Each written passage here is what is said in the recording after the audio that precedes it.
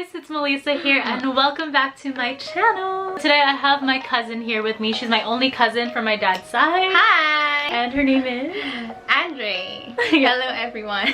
So she is a registered psychologist and I asked you guys on Instagram if you guys have any mental health related questions and you guys came up with a bunch. So we're gonna answer a few of them today. Meron rin kaming tea. So before we start, I just want to ask, what exactly is mental health? Yeah, so it's a good question to start off this discussion, no? So mental health, this is the ability of a person to realize his or her own potential and capabilities or abilities. Ability to deal with the normal stresses of life. So when we say normal stresses of life, ito yung mga usual na day-to-day na na-encounter niya. And then how that person also displays resilience in the face of extreme life events.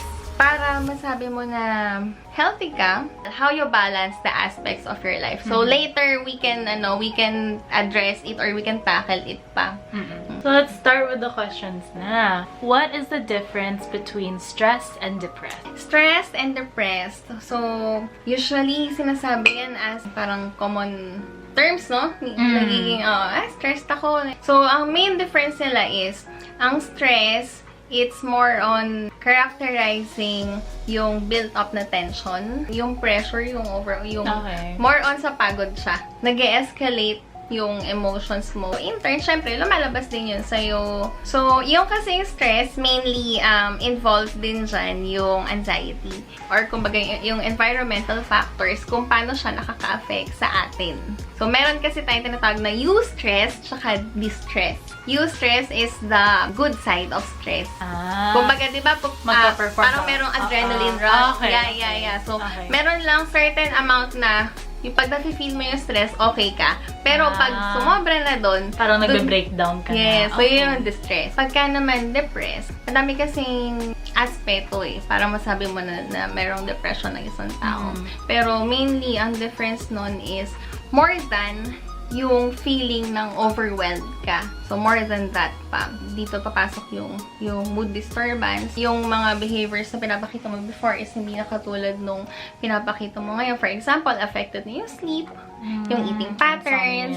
Yeah, and then how you view yourself. Is overthinking normal? Is overthinking normal? So, overthinking is normal up to some point. So, medyo trendy itong word na to, yung overthinking, no? Overthinking does not necessarily equate to having anxiety. It's a typical response din ng isang tao, lalo na yung laman ng thoughts niya na yun ay important for him or for that individual.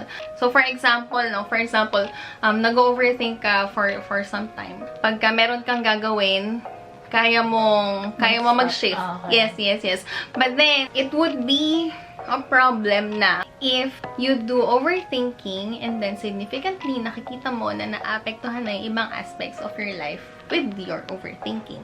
What advice can you give to us students who are struggling in online classes? Online class. My COVID, my pandemic, so everything's online. And everyone is adjusting. I understand that it is really a struggle. Of course, syempre with the deadlines, yung quizzes, homeworks, and then andyan din yung self-study.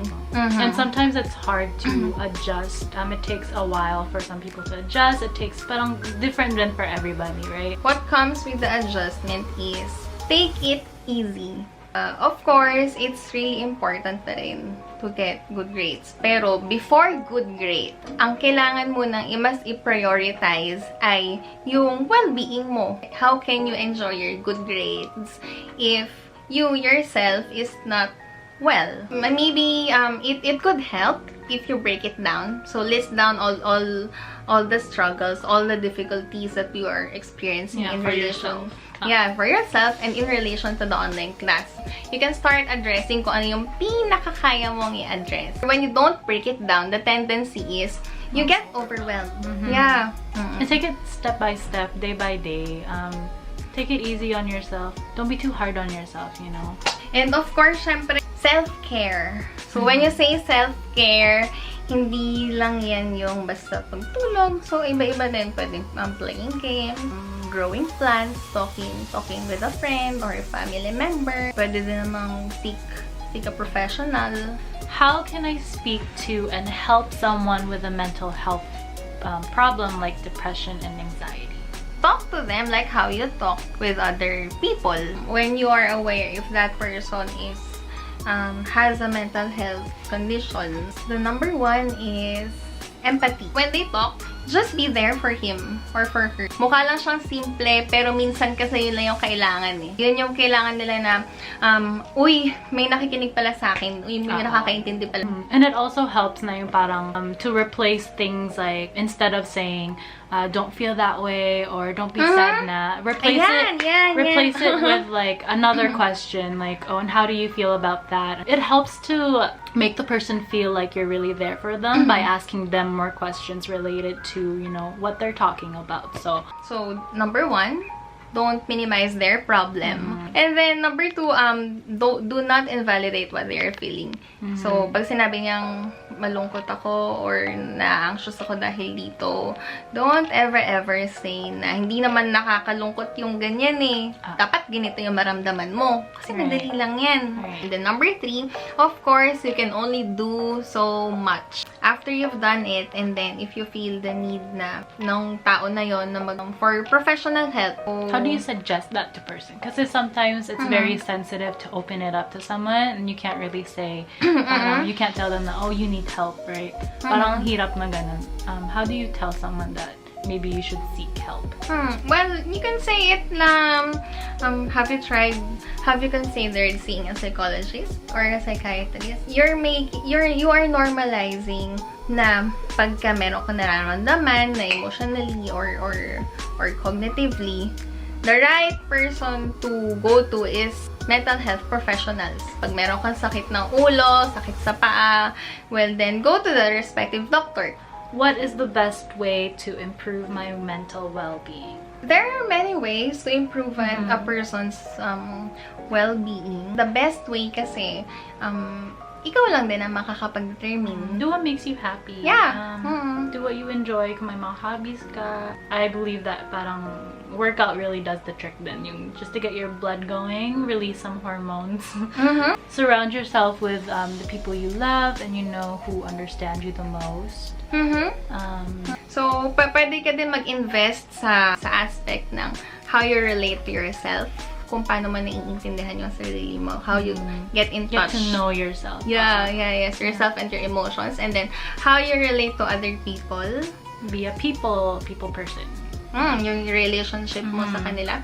So, doesn't matter kung madami kang friends or konti lang yung friends mo. But what matters is yung quality with your relationship. And then, of course, how you handle stress. So, yung stress management and your adaptability. When sudden changes, how do you react? Of course, yung sinasabi ni Milissa. Tawag ka sa'yo. Tawag kasi ng family ko, Mimi. Go lang. Yeah. So, yeah, yung mga sinabi ni Mimi, doon yung papasok sa your mood and how you view your life in general. So, do what makes you happy. Diyan na papasok yung mga hobbies, yung mga interests. Yeah, I really like that. I think I'm gonna apply that to my life. Mahirap po bang maging psychologist? Well, mahirap, yes. I think wala naman madaling trabaho. Pero, it's also enjoyable. At yun Bakit siya enjoyable? Bakit? Kasi I like it. I like analyzing people's emotions, behaviors, thought process, and then I like how I can help them to deal and overcome with it. Kasi along the way, kumbaga, it's a journey. Hindi lang sila yung nag-grow, but also I grow along with them. How do you calm yourself when your anxiety is attacking you again and again? For me, I experience mild anxiety. I would say that I was diagnosed with mild anxiety. So, nung time na yun, I went to go see a therapist, which, I mean, really helped me a lot dun sa Canada. One of the things that really stood by me or stuck with me was breathing exercises. Yun yung pinakaunang, parang to this day, when I feel stressed, you know, I do breathing exercises. Parang mild lang yung anxiety ko, but I still wanted to get better, you know, just for myself. And I think that's the first step of trying to, you know, overcome anxiety then, is addressing the problem. I think I only went to about 3 sessions, so it was a really, really quick one. She also told me to do a lot of physical activity. So I went to hot yoga, and with that I lost a lot of weight. So I felt good about myself. I also focused on school, focused on things that kind of made myself better. I also invested on books. I also listened to parang YouTube videos about like advices. Question is asking how to reduce anger issues. So before we go to that, I just want to say na being angry is a normal response to some situations. Kasi it's an emotion. So when you feel angry, it's valid that you feel that anger. Pero, ang difference is how do you act on it. So, okay, magkaiba yung nafe-feel mo na galit ka, magkaiba din yung kung paano mo ilalabas yung galit mo. Yes. You can deal with it via 2 approaches. So, itong 2 approaches na to, syempre, madami pa. Pero, we can, first is reactive. Syempre, kilala mo yung sarili mo, alam mo kung kailan ka magagalit. And when you catch yourself na nagagalit ka na, and you feel that you're displaying it in an unhealthy manner, it doesn't harm if you always take a pause. So, take a pause, breathe in, breathe out, even just for 10 seconds. So, yung 10 seconds na yun, it can go a long way. So, if you fail to do that, then second is a proactive phase. Itong proactive phase nito, ito ay yung even before pa man ikaw mapunta dun sa situation na yun.